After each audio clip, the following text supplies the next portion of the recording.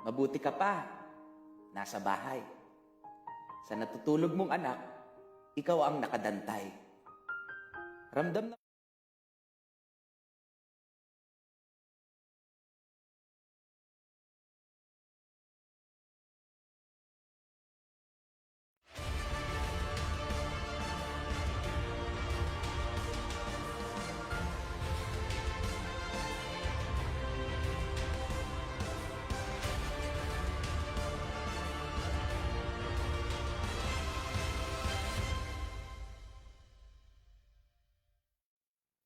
Magandang hapon po sa inyong lahat mga kababayan.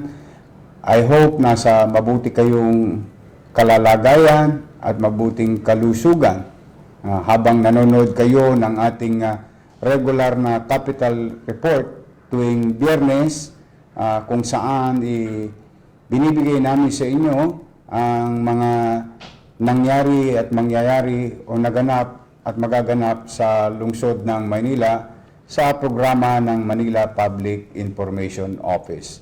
Mga kababayan, ito po ang Capital Report. At nais namin simulan sa inyo. Unahin natin sa ating gustong ibalita na napakahalaga sa buhay natin araw-araw for the past 15 days. No? Ang katayuan natin dito sa lungsod at sa bansa, which is alam nyo naman, nababalitaan nyo naman na kung ano ang katayuan ng ating bansa. At sa atin naman sa lungsod, upang mahimay-himay natin yung mga datos na nasa national government na nakakaapekto sa ating mga kababayan sa lungsod, ay kung ano at ilan ang naapektuhan na ng COVID-19 ayon sa itinala ng national government. Mga kababayan, kahapon yung ating regular na update, hindi po siya capital report, just so happen with the situation since day one, we keep on updating you in our own little way on the real situation and actions of the city government. Kahapon ay naalala ninyo ay 36 po. 36 na. No? Ang may COVID-19 virus sa ating mga kababayan sa lungsod ng Maynila. Yan yung kahapon. At naalala ninyo, talagang patuloy ako nananawagan na manatili kayo sa inyong bahay sapagkat ninanais kong ipaalala sa inyo ng kahalagahan ng sitwasyon at bigat ng sitwasyon, mga kababayan. Natulog lang po tayong lahat at nagising na meron na namang 8 na COVID-19 tested positive na nasa national list ng DOH, mga kababayan.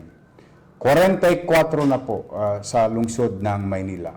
Yung bagong 8 ay nasa kani-kaniyang pribadong ospital at pampublikong ospital.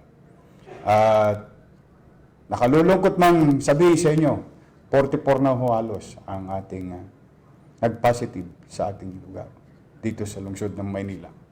Sumunod, kahapon, 144 po ang PUI o may mga sintomas ng COVID-19. No?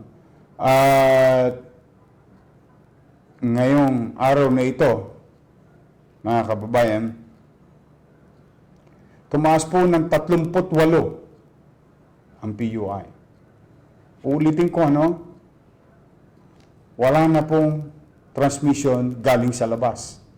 Ang transmission nasa atin ng lahat. Umiikot-ikot lang sa atin. Kaya talagang bagay na dapat yung seryosohin ng panawagan ng pamahalang lokal at nasyonal. 38 ang bagong PUI. 6 na po ang namatay. Nakikiramay po kami. 3 po newly recovered PUIs. 2 po turn positive. Ang total na PUI natin ay 171 na po sa lungsod ng Maynila. So mga kababayan, Kaya nakita ninyo kahapon, may inireport sa amin. May nagiinuman pa sa kalsada, nakahubad. Sa Tondo, sa Mayangko. Mga kababayan, na mga may sense of responsibility. Thank you very much for your pictures and video. Keep on sending us pictures and videos of your neighbors who continue to violate, who continue to disregard the gravity of the situation. Yung bang binabaliwala ang ating pamayanang ating kinabibilangan. Maging vigilant kayo. Thank you sa lahat ng mga kababayan ko sa lungsod ng Maynila. Ngayon po, videoan nyo sila, picturean nyo sila. We will go to their respective houses. We will do such disciplinary measures for them. Kaya po, hinihikayat ko kayo ngayon, ipadala nyo sa amin ang mga litrato na nagpa-party, nagiinuman sa kalsada, tumatambay sa kalsada. Mga taong walang pakialam sa kanilang buhay, bagamat sila'y pinagmamalasakitan ng pamahalang lungsod. Ibigay niyo po sa amin, katulad ng ginawa ng isang netizen kahapon. At para sa kaalaman ninyo, dinisiplina na po yung mga taong naglalasing kahapon. We did what is necessary. We did what we have to do. And we will do it every day. Because mga kababayan, 38 at 8, hindi ba kayo nababahala? Alam kong halos 98% ng Maynila nababahala. Yung mga 2% na yan, mga pasaway, mga pasakit sa lipunan. Kakastiguhin namin sila, mga kababayan. Huwag kayong mag-alala. Alam ko marami sa inyo nag-aalala sa inyong kalusugan, kaligtasan. Yun ang poproteksyonan namin. Yun ang sinumpaan kong tungkulin. Ang pangalagaan ang bawat isang Manileño. At ang maglalagay sa inyo sa kapahamakan, katulad ng mga talipandas na ito, mga talongges na ito, kakastiguhin namin sila, mga kababayan. Binabaliwala nila ang inyong kalusugan, binabaliwala nila ang inyong kaligtasan, hindi po natin sila papayagan. Lumalago sa Maynila. Lumalago.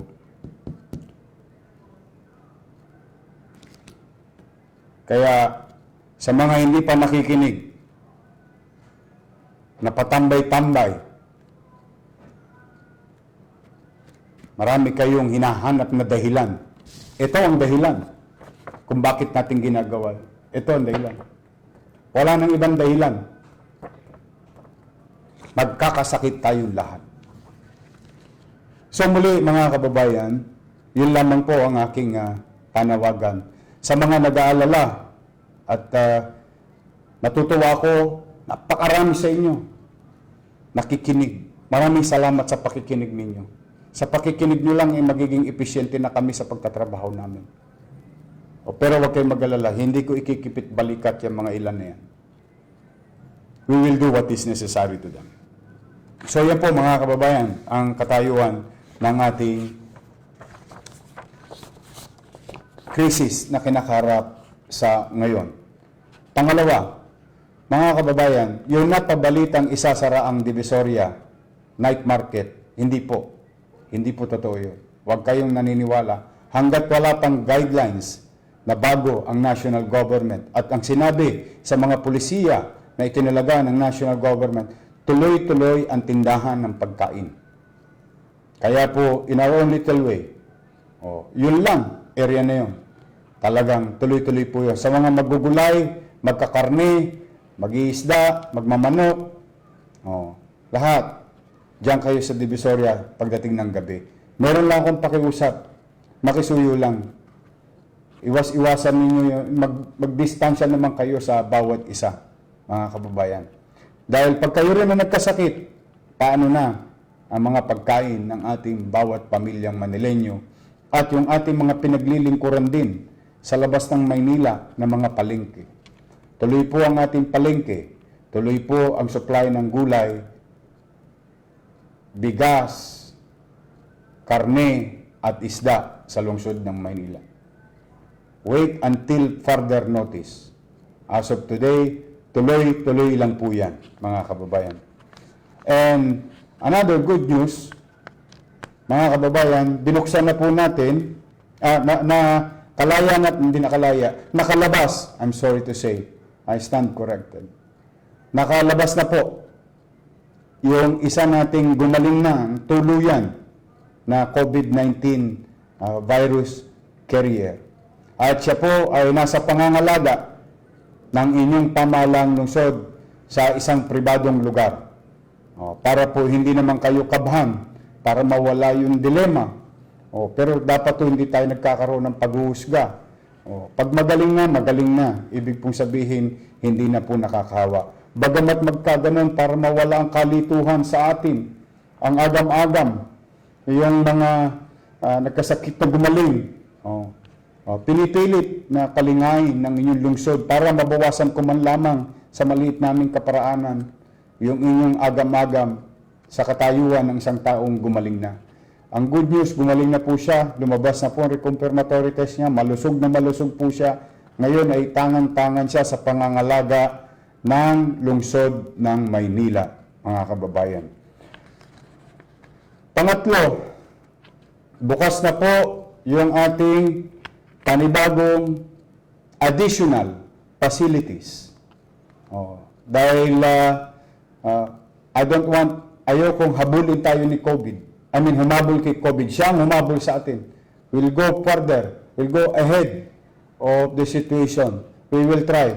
Kung makikita niyo po sa inyong screen, ayan po yung left wing ng ating bagong tayong MIDCC o Manila Infectious Disease Control Center, kung nasaan nandoon ang mga PUIs at nandoon ang mga COVID-19 virus carrier na tagalungsod ng Maynila. Yan po, mga kababayan.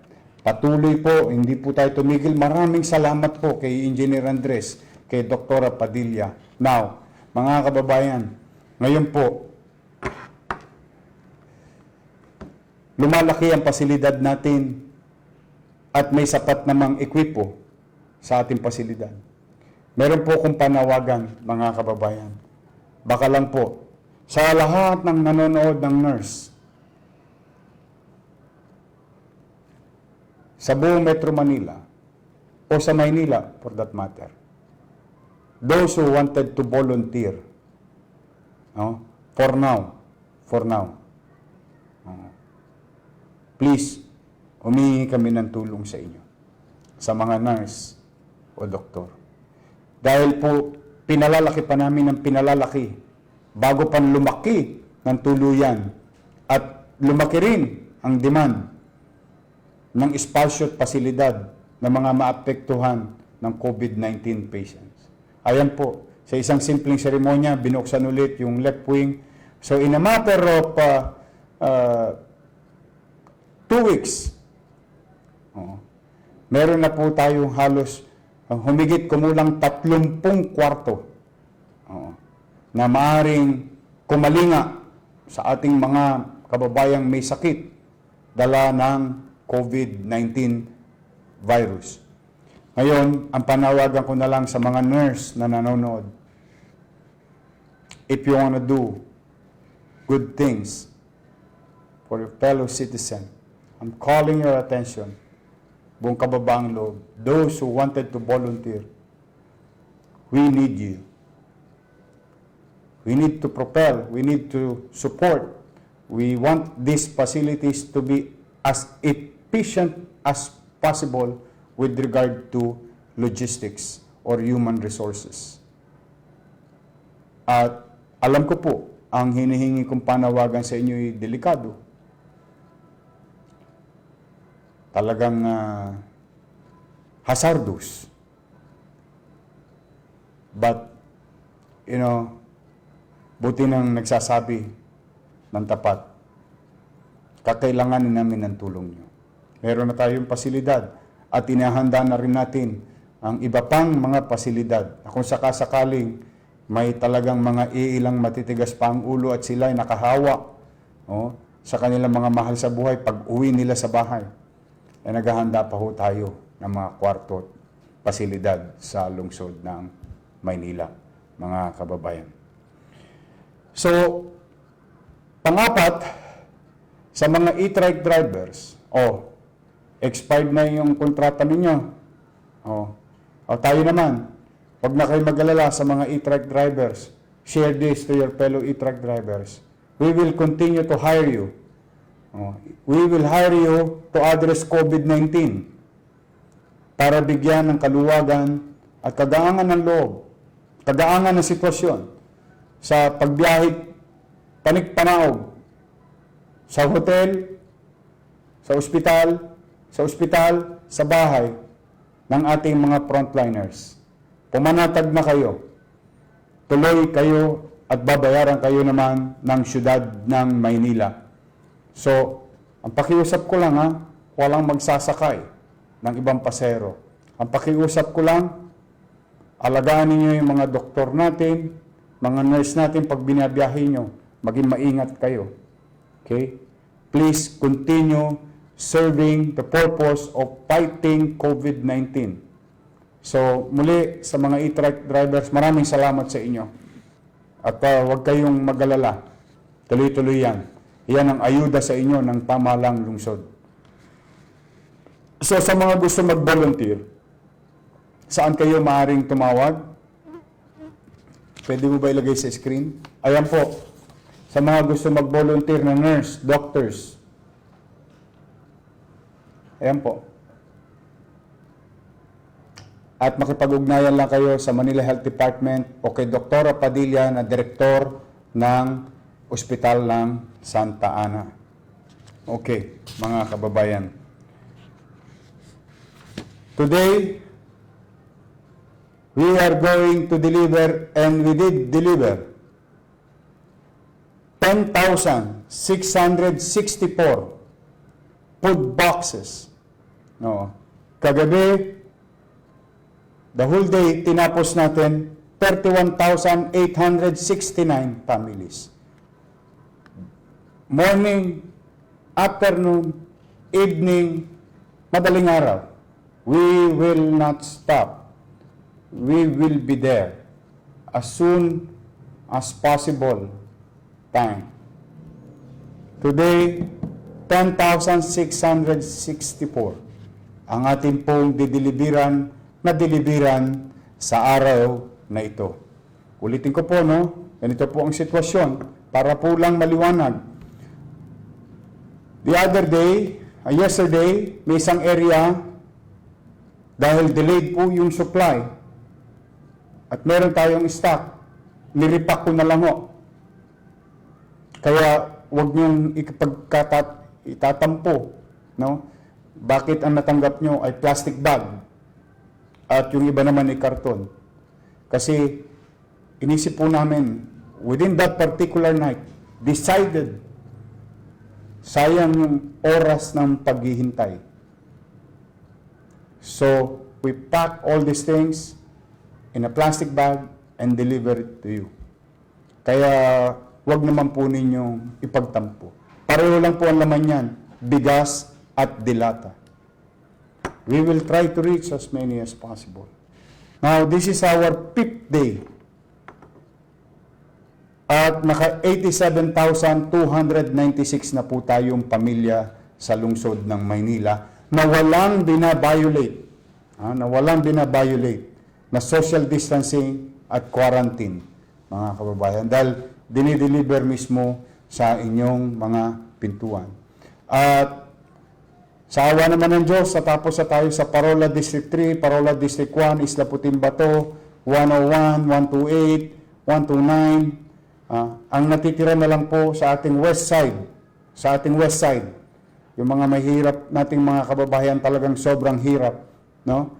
Ay yung 105 na inaayos pa ang listahan at yung Baseco at inaayos pa rin nila ang listahan at ang port area or Intramuros area. Yan pong bahagi na yan. Yan po, marami po talaga dyan, hirap na hirap. At susunod na po ang portion ng Santa Ana, kung saan po maraming mga area. Basta po, I swear to God, we'll be there. We'll do it. Wala kaming tigil na isiping gabi, tanghali, madaling araw. No? Tuloy-tuloy po tayo. So today, 10,664 ang ating nadeliveran at madideliveran.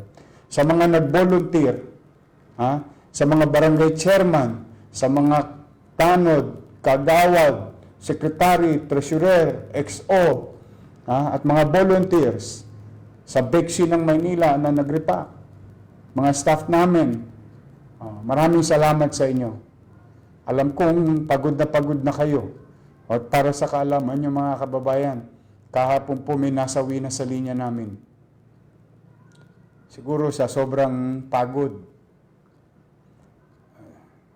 Nawalan kami ng isang tao namin sa DPS. Muli, ako'y taus-pusong nakikiramay. Akalungkot man. Pero ganyan talaga ang trabaho sa public service. We have to pay the price. People are expecting, umaasa ang taong bayan sa atin. Mga kasamahan kong kawani, tao ng pamalang lungsod ng Manila. Ang tao, umaasa sa atin. This is the time for us to show what is real public service. I encourage each and every one of you to do extra step, create extra mile, to reach as many people as possible as part of the city government. So, nakikiramay po kami. So now, 87,296 sa loob po ng 5 araw. Ang isa na lang hangamon sa atin, na-perfect na natin yung delivery, na-perfect na yung mga listahan, may mga ilang pang chairman na hindi nagpapadala ng lista, pero na-perfect na natin yung proseso. Isa na lang po ang hindi na-perfect, yung supply. At ang garantiya ko sa inyo, pag dumating, larga. Pagdating, larga. Pagdating, larga. Wala nang kuskus balungos because we already prepared few weeks ago about this. We are just waiting for the supply. So, ang garantiya ko mga kababayan, pag may supply, we deliver as soon as possible. Don't worry about the money. We have the money. It's just the supply. We have resources logistically. Thank you, DEPW or City Engineering Office, DPS. They were converted by the city government. Ang syudad ng Manila, kinonvert sila as logistic arms ng ating lungsod. At thank you rin sa DSWD NCR Director, sa DSWD Family and NCR, and DSWD Family in National Government. I hope I'm not asking too much. Please give us volume. We need to feed a lot of people, especially yung mga wala. Especially yung mga hirap sa buhay. Kaya po kung maalala ninyo, ang una natin binigyan, sino? Jeepney driver, tricycle driver, sidecar boy, pedicab driver. Inuna natin sila kasi sila yung unang tinamaan. First day pa lang, tinamaan na sila. Dahil pag walang biyahe yan, walang chicha yan. So, can you imagine for the past 15 days? So, we need it. We need it. But as we go along, kayo mag-alala mga kababayan. Tuloy-tuloy po yan. May awa ang Diyos. May awa ang Diyos. Okay. Ito naman, yung ating pagiging episyente. Paano abutin yung 1.8 million or 1.1 million na 18 pataas. Most likely. Kung ano ang katatayuan ninyo sa kalusugan, para nang mabigyan kayo ng agarang responde ng pamahalaang lungsod, agarang payo ng mga profesional at doktor sa kabila ng telepono. Tinatawagan ko po kayo at maraming salamat. Umabot na sa 50,000 Manileños ang sumagot sa ating survey. At meron kaming about 370 plus na sinisihasan, inaalam, pinapollow up, bumubuti ang kalusugan. Para po hindi maklag yung ating ospital, baka naman kasi yung inyong nararamdaman ay flu o regular flu or may mga precondition na o sakit kayo nang nararamdaman talaga dati pa. Para makakuha tayo ng payo, makaguide tayo at magamit natin yung ating resources sa mga tamang mga tamang tao kailangan ng immediate attention ng city. So, you go to my page, itong page na to, just send message. Kapag tapos na kayo mag-survey, share nyo sa inyong mga mahal sa buhay, kaibigan, kapitbahay, kakilala na tagalungsod ng Maynila. We wanted to know everybody's situation. And this is the most convenient time to follow social distancing and to limit human interaction in the field. This is an avenue na ginagawa nyo na araw-araw, nagpe-Facebook. Just go to my page, click send message sa ibabaw sa my profile, then you will be directed to Messenger and there will be question. Isa lang rin ang pakisuyo ko, sabihin nyo lang ang totoong sitwasyon. Totoong numero, contact number. Opo. Kasi mahalaga yun. Kasi kung pinahalagaan ninyo ang inyong mga mahal sa buhay, mas maagap nating malaman, mas maganda. Mas maagap malaman ng pamahalaan, mas makabubuti sa inyong kalusugan. Mas maagap nating malaman dahil sinabi ninyo ng kusa at tapat, baka mailigtas pa natin ang ating mga mahal sa buhay sa loob ng bahay sa kapahamakan. So, you are not only doing that for you, but also doing it to your loved ones. Hindi mo lang yan ginagawa para sa iyo. Ginagawa mo rin yan sa iyong mga mahal sa buhay. Mga kababayan, sumunod, tayo po ay meron 200,000 at 20,000 na surgical face mask at dumating na po yung ating 200,000 na N95. No? Dumating na po sa atin. Maraming salamat sa puso municipal government, sa Fujian Foreign Affairs. Nagbigay din sila ng 5,000 pieces na N95, 5,000 surgical mask, Bida Nutriscience, 300 cans. Keep it coming, ha. Kung meron pong magdo-donate, no? Cash sa bangko, papakita namin mamaya. Pero we would prefer rice, no? Rice, canned goods, mixed canned goods. Yun lang po. Masaya na po kami. Isang sako, isang lata, 10,000, it doesn't matter. We will pull all those resources. Sa mga nakaluluwag sa buhay, I encourage you, hinihikayat ko po kayo, send it to City Hall. You will be assured, makararating yan sa taong bayan. Yan po ang garantiya ko sa inyo. Vida Nutriscience Incorporated, 300 cans of assorted fruit juice. Mr. Wilson Texon, 1,000 coffee roti buns. Bob CB again, 2,000 pieces Nutriban. ABS-CBN Kapamilya, 1,350 soft rolls. 500 food packs. 424 mega sardines. Yan. 400 boxes of mega sardines. Oh, thank you. ABS-CBN. Alex Martos, 200 piece cream. Attorney De Castro, 200 sacks of rice, 200 boxes of mega sardines. Unilever, 300 packs of assorted shampoo, soap, and 300 bottles of Domex. Meat Plus, Comisario, 740 packs. Marino Party List, 1,000 packs of Tapa King. Mr. Goni Lim, General Manager of B1 Manila Club, 240 sacks of rice. Mr. Mike Kumar of JSM Optical Supply, Quiapo. Tasha Arevalo of Philippine Airlines, care of Ichi Kabayan, 540 pieces goggles, 280 pieces ordinary eye protection, and dark shades. Fly Ace, 40 cases of Good Life Bihon, 50 cases of Jolly Cow Condensada, 100 cases Jolly Claro Soup, 50 cases Jolly Whole Mushroom, 100 cases Jolly Whole Kernel Corn. Sa mga online donation, ito po, tingnan nyo sa screen.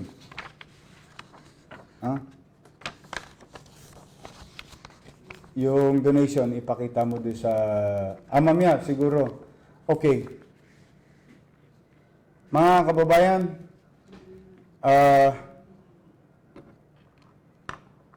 let me take this opportunity. Ayan po yung aming account number sa gustong mag-donate ng cash. Ayan po. You can do that. LGU Manila. So, thank you sa lahat ng mga nag-donate. Marami na po nag-donate. Then, kung tatanungin niyo po akong personal, I would prefer rice de lata. Whether carne norte or sardinas. Whether tuna or karne. It doesn't matter. Any help will be greatly and highly appreciated by the people of Manila and your city government, mga kababayan. Ngayon, mga kababayan, ay meron ako ipakikita sa inyong video mamaya, pero bago ko ipakita yung video, ako po at 10 ng aking pamilya at 10 ng mga kawani ng pamahalang lungsod ng Maynila. And on behalf of the people of Manila, Mr. President Rodrigo Roa Duterte, happy birthday po. Ngayon, kaarawan ninyo, nasa krisis tayo. Ang tanging mabibigay na lang namin sa inyo, Mr. President, ay maisama namin kayo sa dasal na sana ay bigyan kayo ng Diyos ng malusog na pangangatawan at kakayanan at katatagan sa kinakaharap ng ating bansa. Happy birthday, Mr. President. We wish you all the best. And thank you for being there. 10 ng iyong mga kasamahan sa national government. I cannot imagine how hard for you nowadays handling 7,100 islands in the country. All are susceptible or will be put in danger by this so-called COVID-19 virus. Alam ko kung mahirap ang kinakarap nyo, Mr. President. But I know for a fact that one way or another, God gave you that position. The guy from the South, a mayor of 1,630 plus municipalities and cities, became a president. So there must be a reason for you, Mr. President, to be there.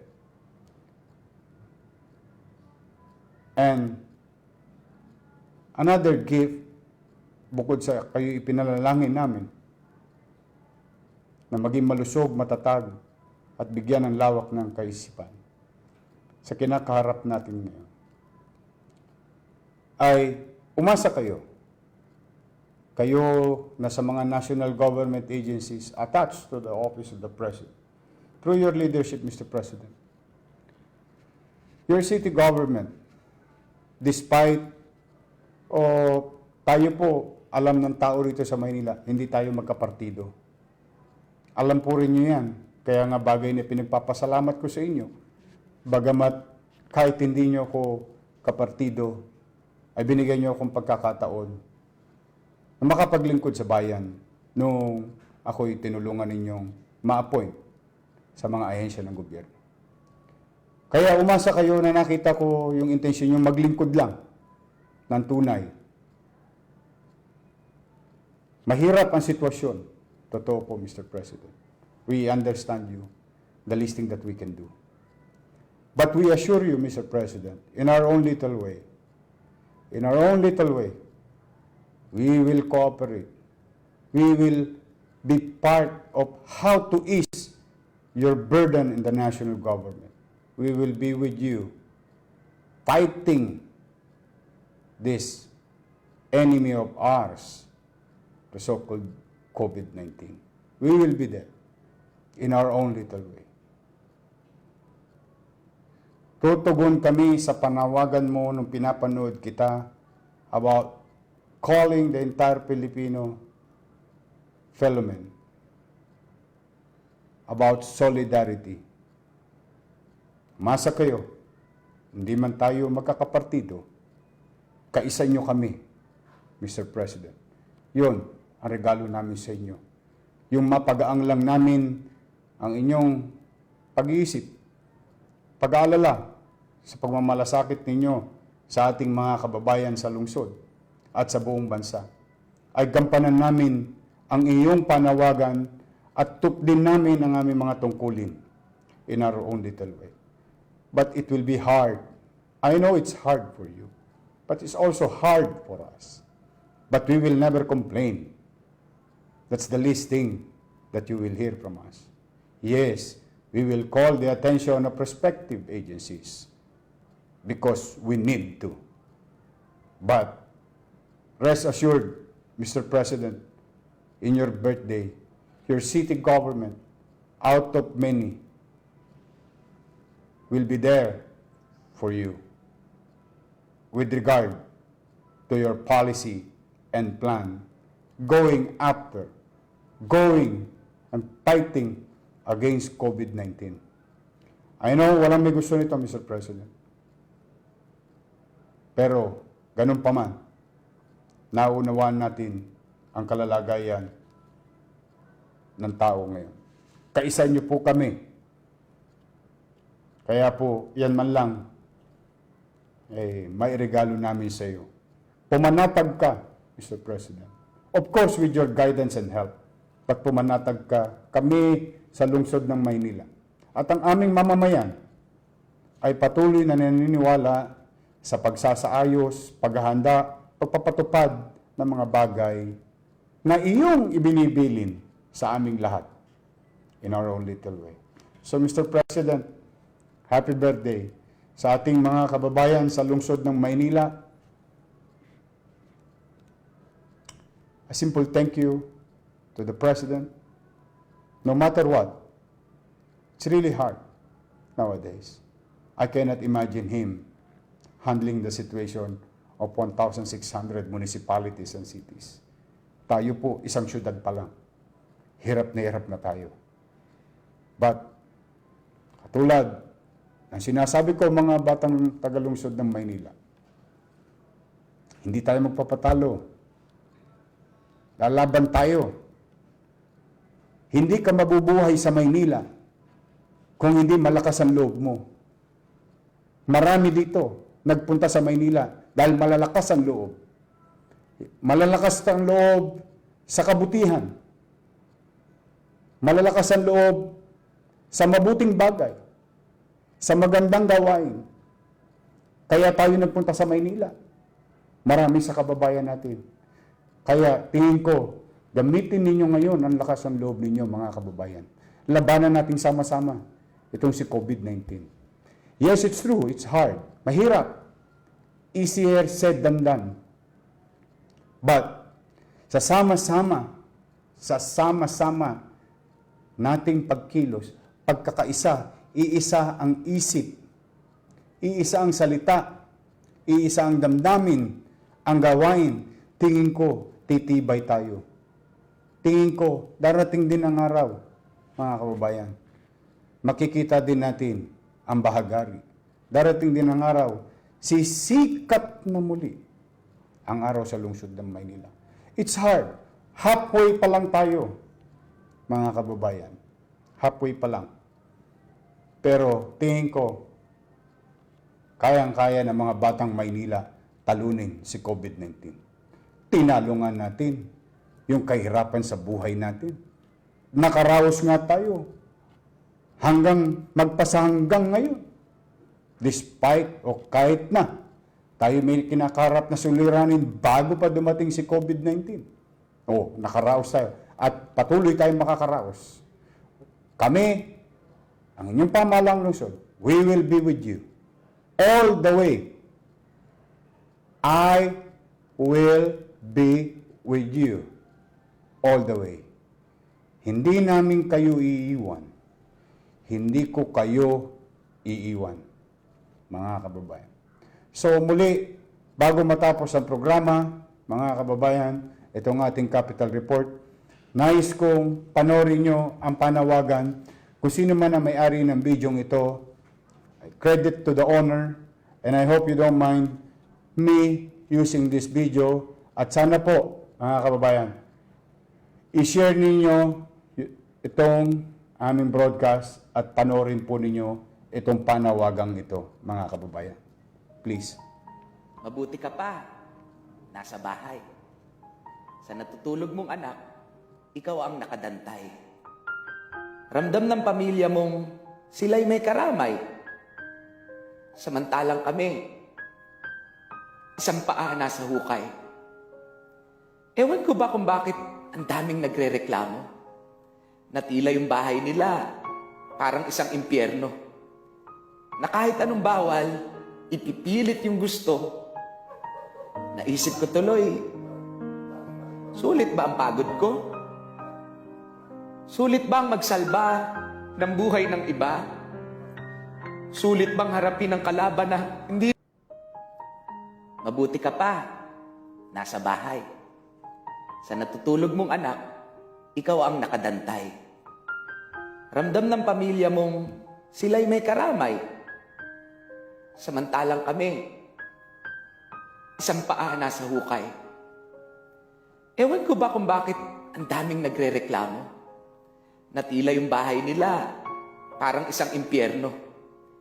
Na kahit anong bawal, ipipilit yung gusto. Naisip ko tuloy, sulit ba ang pagod ko? Sulit bang magsalba ng buhay ng iba?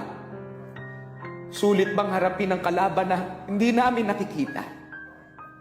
Kalaban na maaaring nasa loob ko na at pinipigilan kong hindi sa iyo maipasa.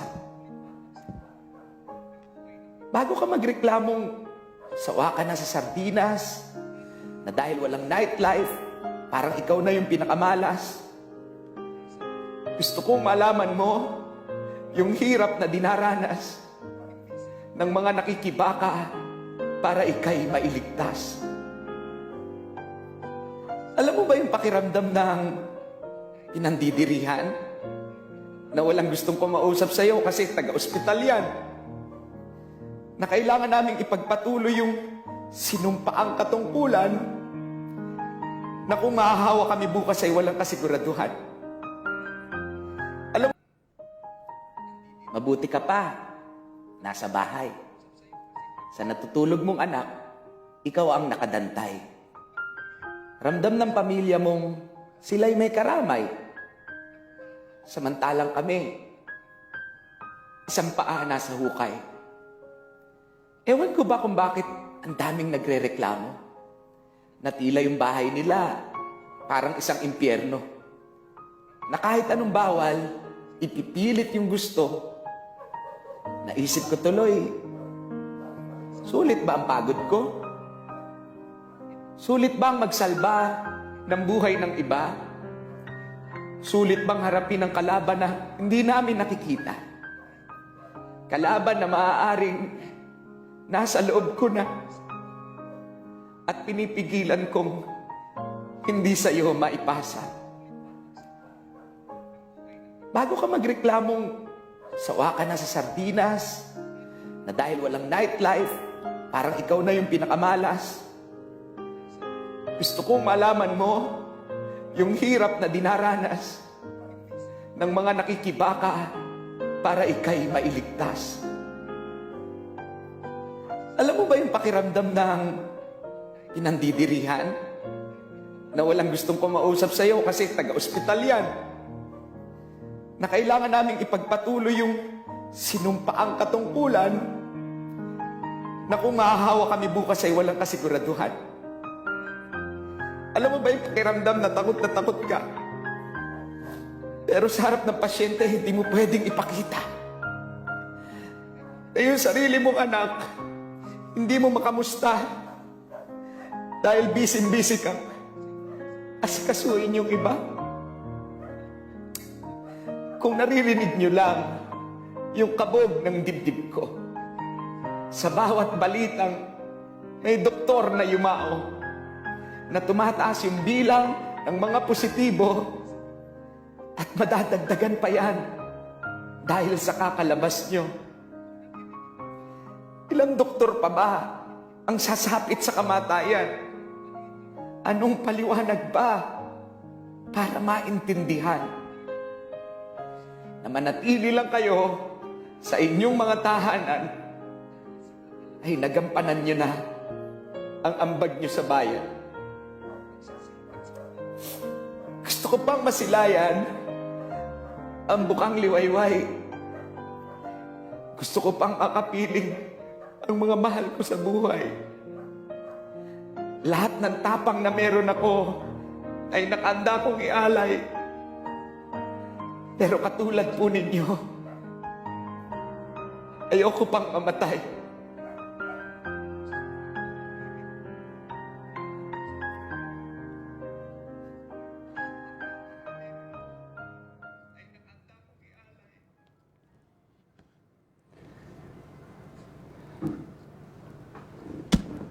Ayan, mga kababayan. Sana maging maliwanag na sa ating mga patuloy na makukulit na yung mga naglilingkod sa frontliner, may pamilya rin sila. May puso na nag-aalala, damdamin nag-aalala, katawang napapagod. Maraming salamat sa gumawa ng video na yon, kung sino ka man. Sa ating mga frontliner, sa mga ospital, we love you. Thank you for your service. Please stay healthy and safe. We need you. Sa mga pumanaw na doktor, sa mga naulilan ng pamilyang pumanaw na doktor at mga nurse o mga frontliners, nakikiramay po kami. Maraming salamat sa serbisyo ng inyong mga kapamilya. Sila po ang bayani sa krisis ngayon na ating kinakarap, ang ating mga frontliners. So I hope, mga kababayan, patuloy tayong umasa na isang araw sa awa ng Diyos ay malalagpasan din natin ang krisis na ito. At kung tayo humihiling na kaawaan tayo ng Diyos, ay sana kaawaan din natin ang ating mga sarili, no? Na kapag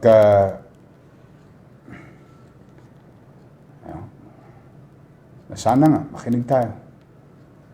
Maawa din tayo sa mga mahal natin sa buhay na maaaring maapektuhan. So, yan po, mga kababayan, sa may mga sakit, sana haggan kayo ng Panginoon Diyos, ng kanyang kamay nang gumaling na po kayo.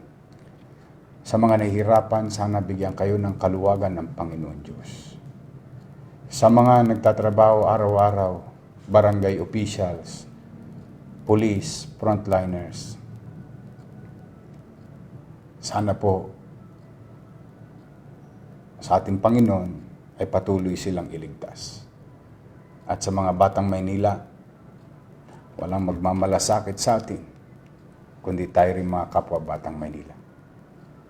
Hanggang sa muli po, ito po ang inyong lingkod, ang inyong mayor. Hindi po namin kayo iiwan.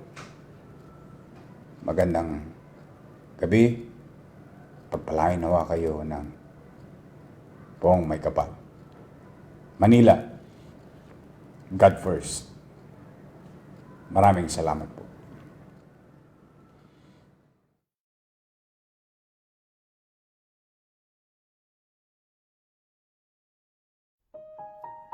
Mabuti ka pa, nasa bahay. Sa natutulog. Mabuti ka pa, nasa bahay. Sa natutulog mong anak, ikaw ang nakadantay. Ramdam ng pamilya mong sila'y may karamay. Samantalang kami, isang paa nasa hukay. Ewan ko ba kung bakit ang daming nagrereklamo na tila yung bahay nila parang isang impyerno, na kahit anong bawal, ipipilit yung gusto. Naisip ko tuloy, sulit ba ang pagod ko? Sulit bang magsalba ng buhay ng iba? Sulit bang harapin ang kalaban na hindi namin nakikita? Kalaban na maaaring nasa loob ko na at pinipigilan kong hindi sa iyo maipasa. Bago ka magreklamong sawa ka na sa sardinas, na dahil walang nightlife, parang ikaw na yung pinakamalas. Gusto kong malaman mo yung hirap na dinaranas ng mga nakikibaka para ikay mailigtas. Alam mo ba yung pakiramdam ng pinandidirihan? Na walang gustong kumausap sa'yo kasi taga-ospital yan. Na kailangan naming ipagpatuloy yung sinumpaang katungkulan na kung mahahawa kami bukas ay walang kasiguraduhan. Alam mo ba yung pakiramdam na takot ka? Pero sa harap ng pasyente, hindi mo pwedeng ipakita. Na yung sarili mong anak, hindi mo makamusta dahil busy-busy kang asikasuhin yung iba. Kung naririnig nyo lang yung kabog ng dibdib ko, sa bawat balitang may doktor na yumao, na tumataas yung bilang ng mga positibo at madadagdagan pa yan dahil sa kakalabas nyo. Ilang doktor pa ba ang sasapit sa kamatayan? Anong paliwanag ba para maintindihan na manatili lang kayo sa inyong mga tahanan ay nagampanan nyo na ang ambag nyo sa bayan? Gusto ko pang masilayan ang bukang liwayway. Gusto ko pang akapiling ang mga mahal ko sa buhay. Lahat ng tapang na meron ako ay nakanda kong ialay. Pero katulad po ninyo, ayoko pang mamatay.